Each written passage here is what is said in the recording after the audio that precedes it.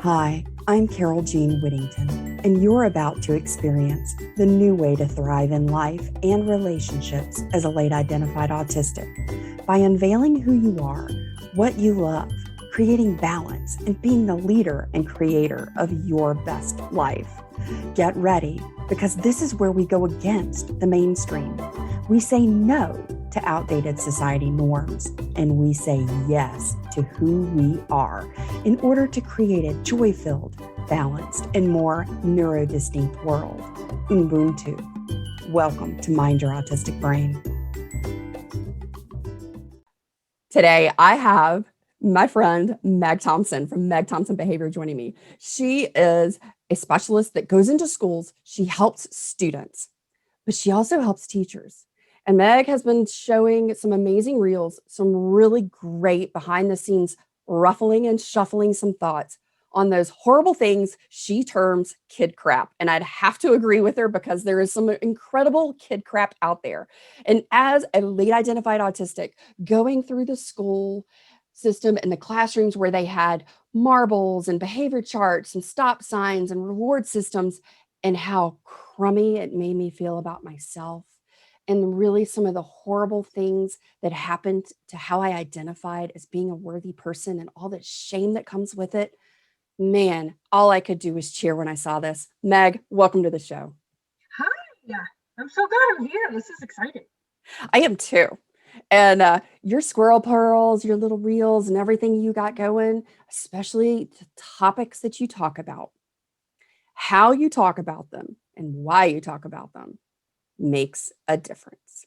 True. When I saw it, all I could think was, thank gosh, somebody is being not just loud for love. Somebody is being loud for some common sense that's uncommon in this world. Oh, that's true. That is true. So Meg, tell everybody a little bit about what you do and why you do it. So I was a kindergarten teacher for 10 years, and I realized I was really good with the, I'm going to put it in quotation marks, hard kids, because if the harder they were, the easier they were for me. And I didn't understand at the time why I was good with them. But after going back for my master's in early education, and after having getting my certificate in behavior, I realized that I'm good at the relationship piece with kids. So I go into homes, I go into schools, public and private, actually popular and religious schools, which is funny because I'm kind of edgy and I say bad words sometimes. Not in the schools, however, I don't say them in the schools. And I go in and help adults help the kids. So, and I also do tons, like you said, tons of social media. I have a master class, but I also give away workshops. I gave 2 away yesterday, because I need people to change this child crap. I need them to, I always tell people I could make millions of dollars, although that's not why we're in this field. We're in the way wrong field if we want millions of dollars. But I could make millions of dollars with my charisma and engagement and the information that I know if I stayed on the tried and true, but not working side of behavior. If I went in and sold desk pets and sticker charts and token boards, and I would be awesome and maybe famous. Now I'm infamous, because I always have to join the club. Yeah, right? I always have to ruffle and shuffle, because it doesn't matter if you use them just positively, if you don't take them away, if you use, the problem is that there's kind words around all these things. I had someone yesterday tell me, started to kind of try to ruffle my feathers back. And she said, well, I'm not going to listen to you. Basically, she said, I'm not going to listen to it. I'm just going to keep going with my kindness plan. And I was like, honey, you are not on a kindness plan. If you're using these things, no, the kids love them. No, they don't. They just are playing into the game. You're the leader. You're the authority in the classroom. You're cool. And they're going to do what they need to do. But you already said that stuff was so detrimental for you. And I wonder how many teachers knew that it broke you in the moment. Did they know? Absolutely not. Because I would never let anybody know. Of course not. I would never let anybody know. And what was really hard is because I was the child that always got the sticker. I was the girl that was always, my clip was always on green. I was the girl who didn't ever give you a problem.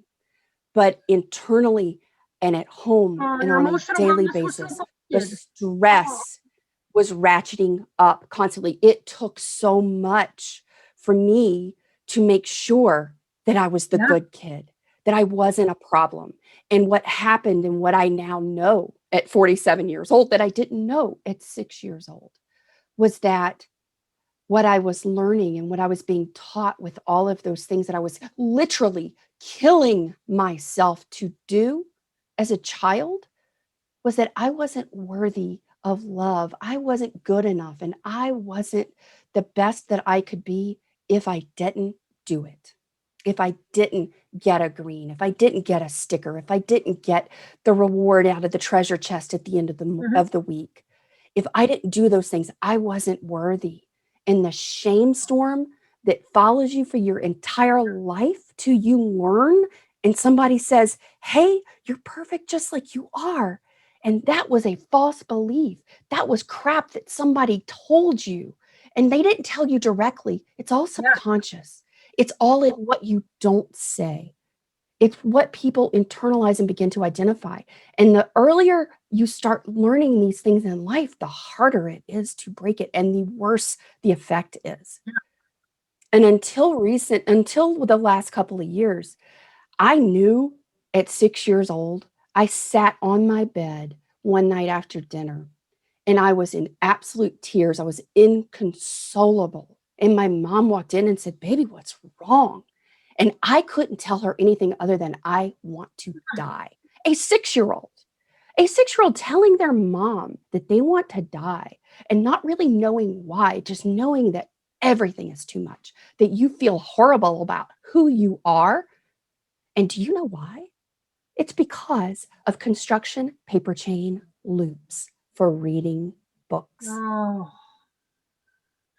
Now, I was doing it. My mom was helping me. I was writing my book on those little colored construction paper strips. I was stapling one on.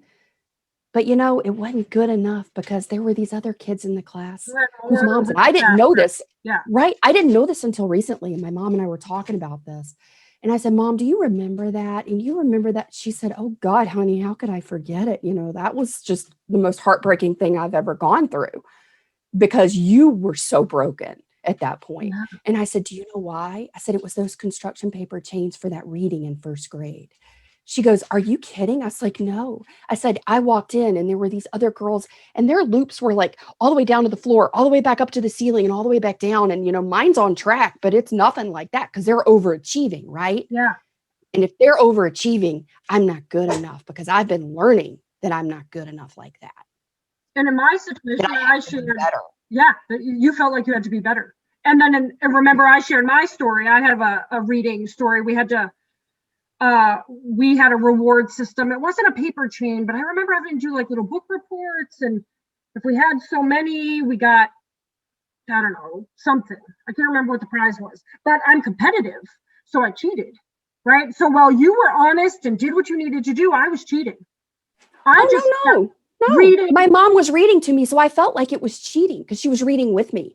And do you know what my mom told me? She goes, "Honey, those girls, I talked to all their moms. Their moms were reading them these books. That's how come they got so many." I'm like, "Are you kidding me?" The whole time I thought I was horrible because I wasn't doing it all myself. And you're telling me everybody else's mom was reading to them?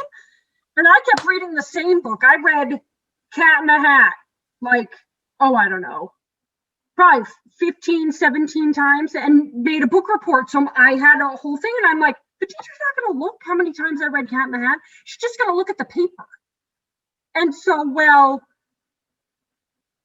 you were thinking, "Oh my gosh, I have to get all these." I thought the same thing, but I was cheating. So I still wanted to win. And it still didn't work for me. Right. And I was doing sloppy work. I was like, I wasn't even reading the books. I was just like reading the back, right, where there's the right, the synopsis. Right. And all through school, when I had to do book reports, I remember Cliff Notes way back in the day. I would read do Cliff I? Notes. I never read the whole book. And I think it started in second grade with that reading project thing. So I wanted to be the best. And when I wasn't the best, I just cheated harder. Is that what we should be teaching me? No. Nope. And you know what gets left out of that? And I know you're going to totally go with this because you and I were talking beforehand. The why is missing. Oh, gosh. Chase the why, for goodness sakes. Put your stickers in the trash and chase the why. I mean, seriously, Simon Sinek has an entire company and philosophy and books written on finding your why. Because as humans, we operate from and we are motivated by our internal why. And if you are doing nothing but instilling very broken, very harmful classroom management, all you are doing is causing a child to not be able to find their why. And the why that they do find is broken. And it causes so much internal harm because we don't operate from the outside in. As humans, we operate from the inside out. And if you aren't addressing the inside, you're missing the boat. And you know what we're going to get? We're going to get a whole bunch of people that comment on this and say, but I use these systems, and we talked about this before too, they just put pretty words they make it pretty or adorable or cutesy, or there's like an assembly and there's food and there's sparkles and streamers, and then when they write home to parents about what they're doing, they attach all these beautiful, positive growth mindset words to these systems, and you're like, you're just tricking the parents don't know. They're like web designers and scientists and garbage men and doctors, and they're like, great, that's what's happening in my kid's classroom. Okay, I'll just go along with it. Right. And you also, as a parent, you're like, oh, well, we did that in school, but you don't really think back to how did you feel about it? Really, what was the resulting identity that you started to believe about yourself and who you were in the world based on those things? Right. And you could have been the parent that got the things and just went through life, and school was fine for you, and it didn't phase you. And that's great. Good for you. I'm so glad. But you're the lucky one. There's like one of you out there, maybe. Right. Because I think everybody has a story, and I'll never understand, because we'll talk, and you and I talk about this all the time, right? Through social media. I talk to parents, I talk to kids, I talk to administration and teachers, and everybody's like, it doesn't work. They're terrible. It's bad for kids. Yet we don't do anything else, because it's a whole shift in mindset. It's not just, I'm going to find another strategy just like the sticker chart, except it's going to be a little bit different, and then I change my strategy. And you know what? That happens in the late identified journey as well. And it's something that we talk about in Mind Your Autistic Brain. And you guys listening out there, you guys watching, you know this. If you are simply not taking the time to look back and reflect and really ask the hard questions, really ask yourself, is what I believe true? Because we're indoctrinated from birth. We are born as a recorder. We are we're recording everything we see, we are recording everything we hear, and we internalize it, and we're sorting it out and figuring it out until we get to around 8 to 10. Everybody's a little bit different. And then we're like, oh, this is what we're supposed to believe. This is how we're supposed to behave. This is how we're supposed to think. These people are good people by definition of all the grown-ups around me. These people are bad people. This makes me a good person. This makes me a bad person. And you have then agreed to all of that. And then you carry it forward your entire life. And that is how you've operated. And it's become subconscious. It has become automated. It has become an internal belief. And if you don't stop to question that, you are missing more. But here's the problem, Meg, is that when we question those things, my dog wants to go out, hang on. When we question those things, if we look at it and we go, oh my gosh, I agreed to something that's not true, then we have to also face the fact that maybe we've agreed to other things that aren't true. And sometimes it's more than some people are ready to process. If I'm wrong about this, what else am I wrong about? And sometimes that is a really tough thing. And if I'm wrong about this, how long have I been wrong about it? How many times have I done that to kids because I didn't know what I don't know, right? I know a lot of these desk pets are really popular on TikTok, and there's like thousands and thousands and thousands. And it's just because they're cute. But those teachers don't know what they don't know. They don't know about Maslow's hierarchy of needs and how bad it is. They don't know about the hierarchy I talk about, that we have to start at self-reflection. They don't know any of that information, because what were they given? They were just given like a class in behavior management, and it was a semester, so you have to go to fun, fast, and easy strategies, because I can't possibly teach you all the things you need to learn. I mean, my master class, the one where you just listen to my recorded Zoom workshops, is 8 hours long. Yeah, because there's so much to unwind and that's really just the tip of the iceberg, right? I mean, oh, it's totally the tip of the iceberg.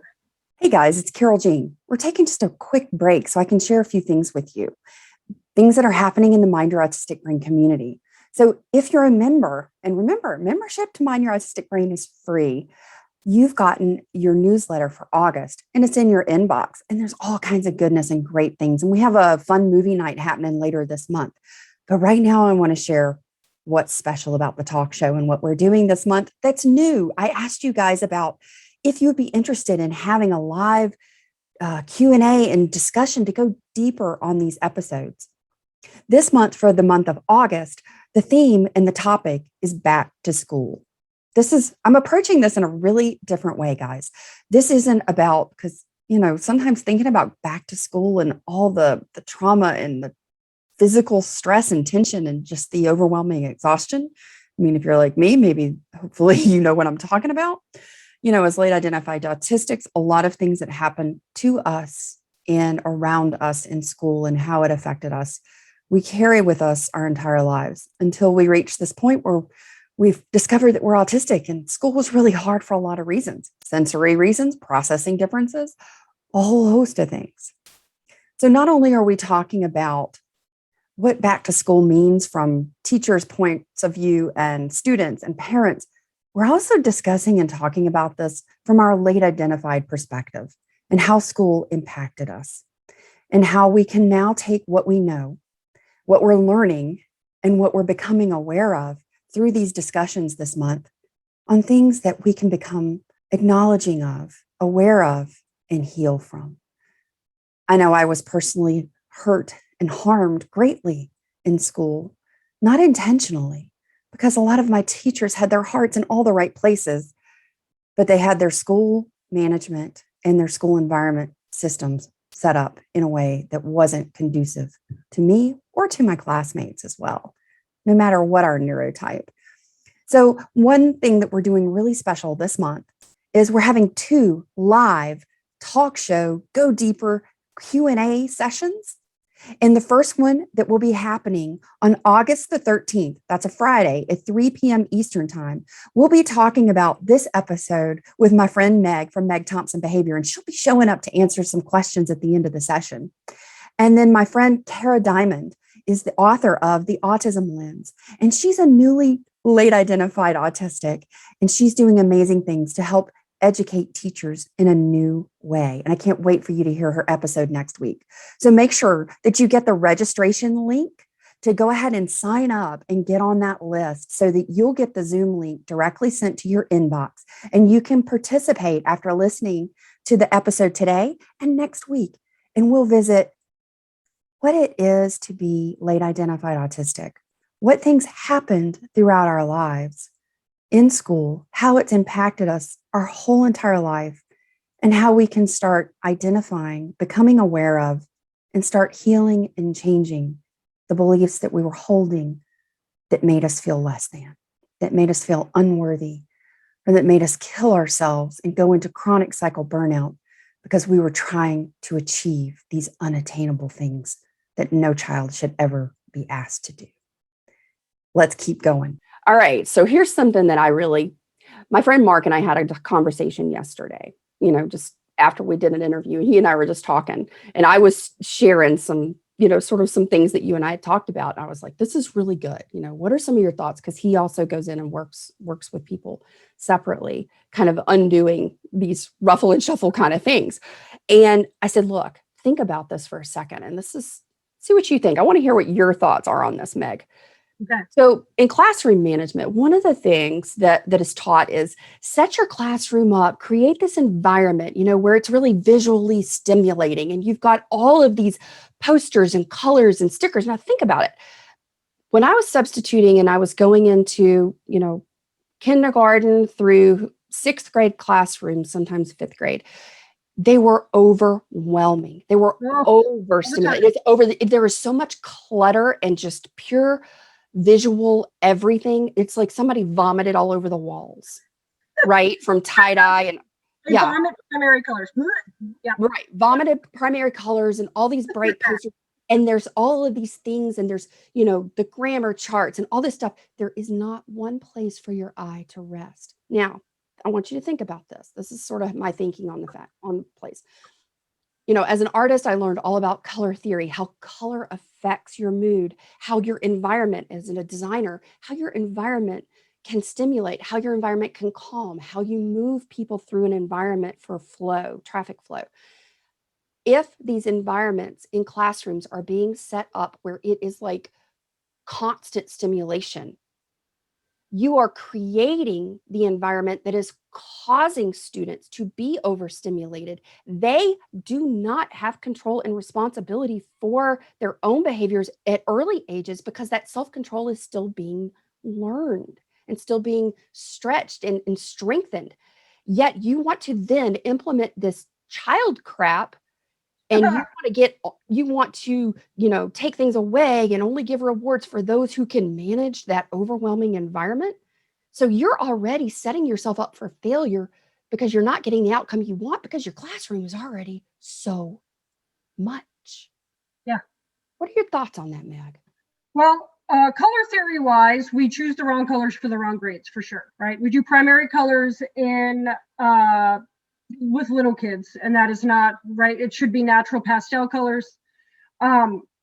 Elementary schools where you can have more primary colors, but only a third of your classroom walls should be covered with something. 2/3 should be empty all the time. So if I'm there in February, October stuff should not be still on the wall. I don't know who decided to make bulletin boards the way they make them with all the things and oh my gosh. But the 4 aspects of environment, only one is the physical piece. So sometimes we overwhelm kids physically, but then there's the programmatic piece, which is the curriculum piece, which that's where a lot of the sticker charts stuff comes in about learning better and faster and more thoroughly. The interpersonal part, right? The relationship piece. So that can be overwhelming because we have to have good relationships with kids. Kids have to have good relationships with kids. It's us that's in charge of the relationship when they're little, right? And relationships is your best behavior strategy, right?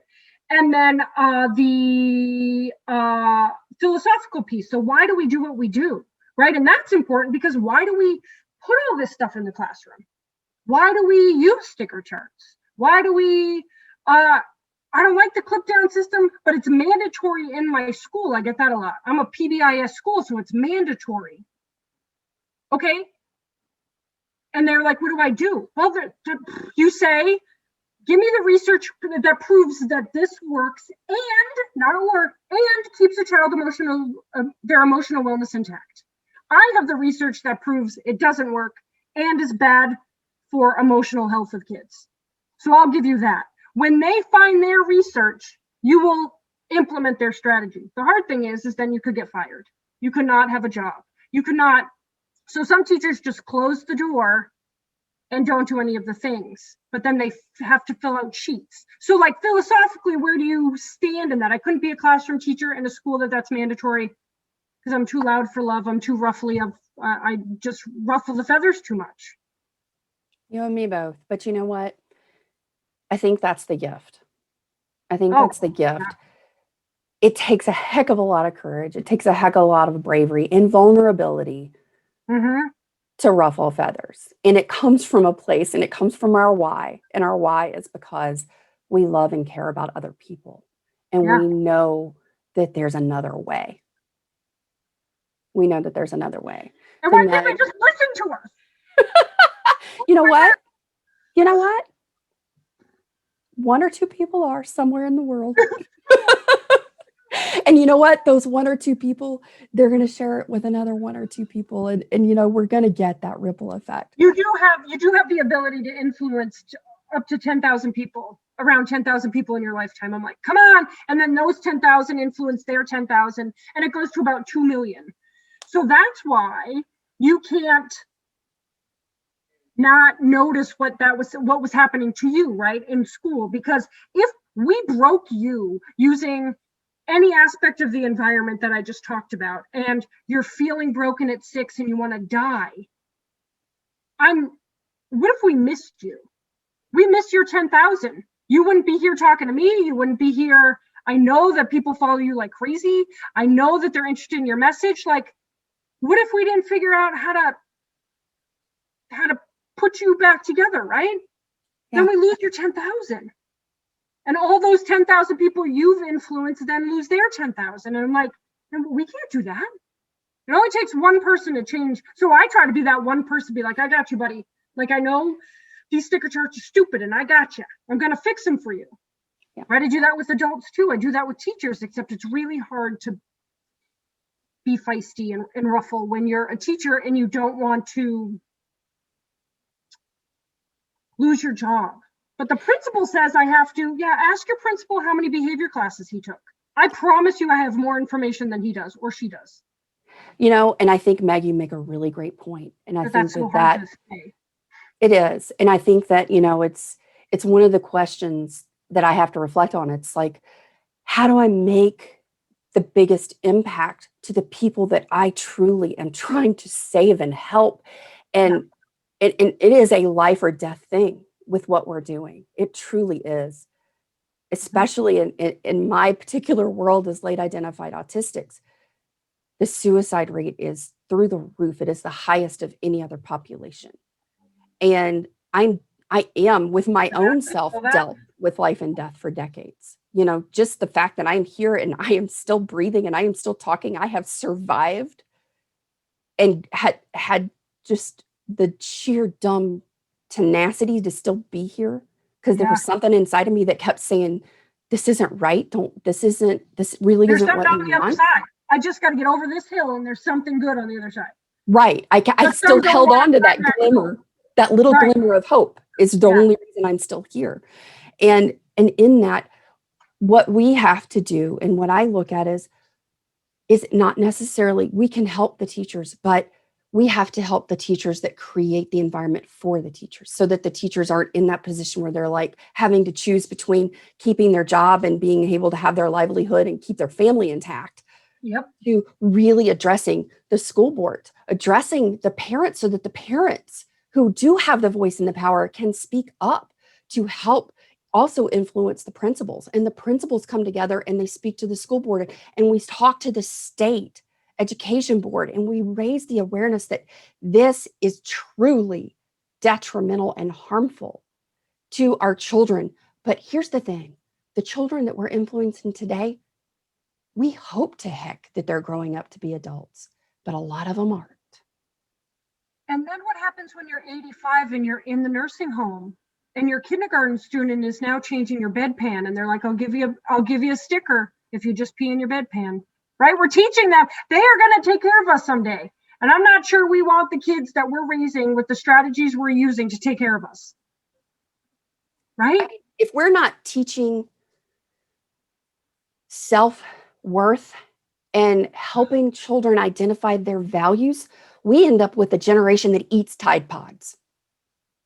I'm just saying. Part of the day. I was just thinking of Maslow's hierarchy of needs, right? There's 4 authentic needs. That last one is self-acceptance, self-esteem.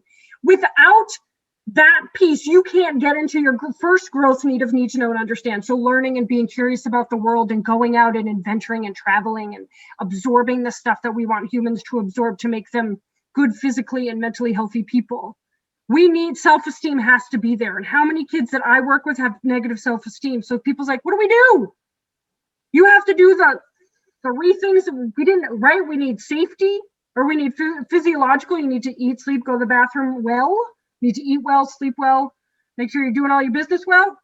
You have to physical and emotional safety. That's where we don't use sticker charts because it's emotionally unsafe for kids. And then we have to have kids, everybody has to have a place to belong. And we need to feel love and radiate love. And then we get to self-esteem. Without those four, we can't possibly get kids to learn. You know what? Right. The same thing happens in my world. If you're late identified autistic, and that's why I created Mind Your Autistic Brain, because it's a safe place to go. It's a safe place to be a part of a community where you can find people that have had similar experiences, who think in a similar way. And for the first time in so many people's lives, I mean, I have this beautiful person who's in their 70s. And they're like, this is the first time I've ever been a part of a group where I felt I was seen and heard and loved. And 70. Imagine looking for belonging for 7 decades. Years. Oh, that makes me want to cry. Okay, I'm not going to cry. Well, I got No, chills, right? though. I know. 70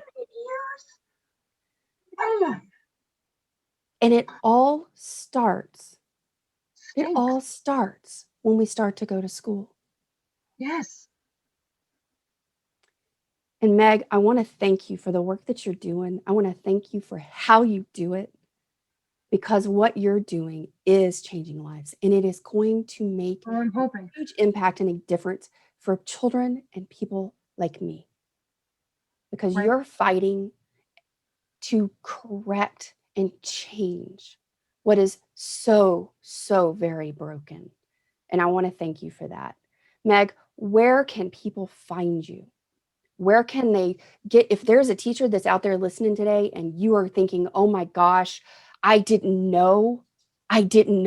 First of all, I want you to know, don't hate yourself. Don't condemn yourself. I did sticker charts for kindergarten. I did sticker charts. I didn't know. Everybody has done something that they did with the best of intentions and didn't know. Yeah. But where you got to stop is going, now that you know, what can I do to grow? All the way back down to self-reflection. So Meg, if they're a teacher, if they're a parent, if they're just simply somebody like me that wants to make sure that we help get the message out, where can we find you? You can find me on Instagram at Meg Thompson Behavior. So Meg always has 2 G's. If you have, that's right. Always 2 G's. Megan my mom spelled Megan really tricky, Meaghan. So I went to Meg and then I put 2 G's, so it's spelled wrong regardless of what you call me. I'm on Facebook at Meg Thompson Behavior Consulting. And my website is megthompson.com. Everybody told me to do my name. You know what I wanted to name my website? What? I say badwords.com or no more stickercharts.com. And everybody said that my business wouldn't grow because they'd think I was too feisty. Little did I know, what? I am really feisty. And that's why my business is big. You know what, Meg? I wouldn't have cared. I wouldn't have listened. I would have gone with my gut on that one. Listen, I didn't want to, but they said you won't get the people who are serious and don't find your humor funny. And do you really want to attract those people? Is the question. You know me too well. That was my first reaction. Is, do I really want to play with them anyway? I don't want them in my sandbox. They're not my people. But I do want them in my sandbox. You do, because they're the ones that need to listen to. Marketing wise. If you put your name on stuff, then they know what your name is, right? I mean, it's fun. We got the hashtags. We can find you. We can be loud for love. We can ruffle and shuffle. We can do all those fun hashtags. things. So be loud for love is my hashtag.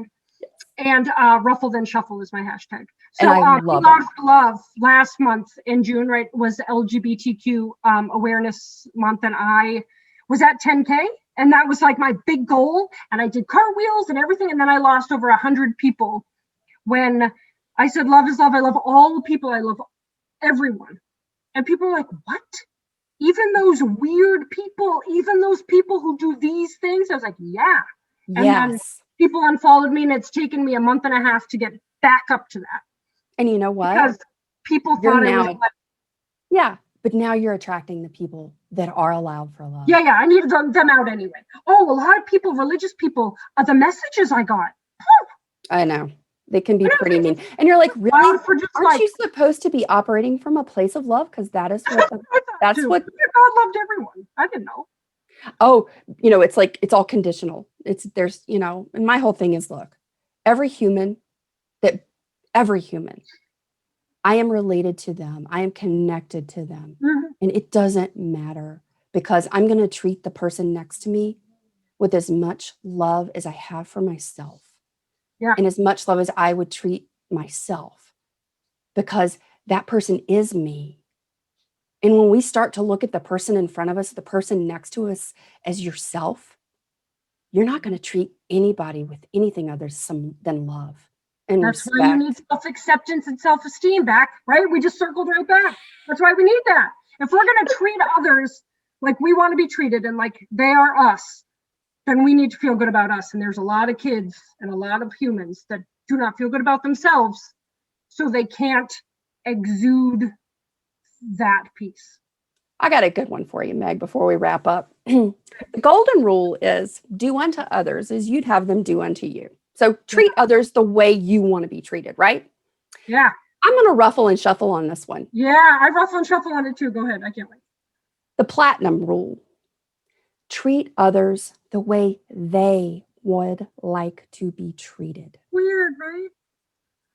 We are most mean to ourselves. Oh, look, my friend Nancy and I say all the time, we are so mean to ourselves. We're meaner to ourselves than we are to anybody else ever. We would never be as mean to somebody else as we are to ourselves. If you called me crying, I wouldn't be like, suck it up, lady. Right? Right. But ourselves were like, oh my gosh. So sometimes treating others the way we want to be treated, some people don't know what that is because they haven't been treated well. They don't even know what they want. So I deal with all sorts of people, old, young, boys, girls, transgender, LGBTQ, autistic, ADHD, anxiety, depressed. I'm like, okay, so those are usually my first questions. How do you want this to go? I usually enter with lightheartedness, funny, because it's easier to get to know me, but I can draw that back. I don't have to do that. That piece is usually what hooks people in because they see me as a safe person. But there are some people that are like, I just want you to be serious. I'm like, wait, I try my best. It's really hard for me to do that. But I have to treat people as they want to be treated, which means we have to have open conversation, right? Relationships is your best strategy, which is why I do well in my work, which is why I'm good at what I do, is because I'm really good at that relationship piece. Yep. I agree. I 100%. I even teach an entire series on relationships and how to identify the 4 different types of relationships so that you can find a true connection relationship, so that you can have that safe person where you can be you. And you usually pick your opposite. Yeah. I'm married by yeah, because this is me. It's my squirrel. Yes. Oh, I love it. That's your felted one. Oh. And this is my duck. This is my husband right here. This is I me. love it. And my husband's like in a little like very, very, very. He's at ducks in a row, and I have drunk squirrels. That's okay. Mine's the opposite too. I am the nuclear power plant energy, and he is the little tiny solar panel outside the RV. and just knowing that makes all the difference. Well, Meg Thompson. You can't marry a squirrel if you're a squirrel.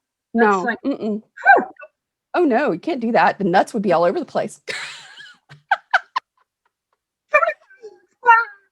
Meg, thank you for this time today. Thank you for sharing your heart, and all your loud for love. This has been fantastic, and we're definitely having to do this one again. Oh, thanks for sure. Much. If you are someone who likes to help people and share what has made a difference in your life, please share this talk show with a friend and on your social media accounts so that you can be the blessing in another late identified autistic's life. Be sure to tag me at Social Autie so I can personally say thank you. And to help keep the talk show ad-free, please consider becoming a one-time or recurring supporter through either Buy Me a Coffee or the Anchor podcast links in the show notes below. I truly appreciate your support Thank you for being a listener, and thank you for adding your voice to our story.